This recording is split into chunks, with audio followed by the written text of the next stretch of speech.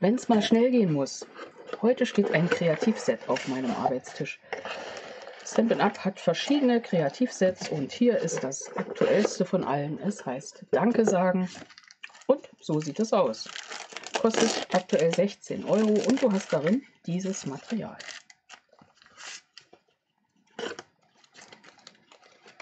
Ich packe das hier mal locker aus, lege die Pappe beiseite. Die kann man übrigens gut für Alben gebrauchen und die Box ist auch schon mal super. Also Kreativset Danke sagen. So kommt das an. Darin sind insgesamt 9 Karten in jeweils 3 Elemente oder 3 gleiche Karten in einem Design. Und dann jede Menge Aufkleber, Elemente, die du weiter verbrauchen kannst, kleine Herzen. Das Ganze in 4 Sprachen, die passenden Umschläge dazu, hier mit dieser schönen gestalteten Lasche hinten. Ja, was gibt es noch? Ein bisschen Band und Klebemittel. Und das Ganze ist wirklich ausreichend, um diese neuen Karten fertig zu basteln. Hier siehst du Bling Bling, Abstandsklebestreifen und das Material.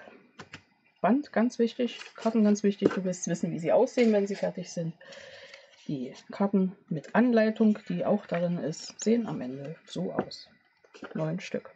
Ganz schnell fertig gebastelt, wenn du mal viel und oft Danke sagen möchtest.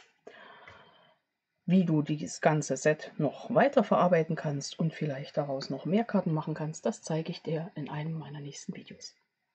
Hier geht's weiter mit noch mehr Tipps und Ideen. Also schau gleich ins nächste Video. Wir sehen uns. Bis dahin.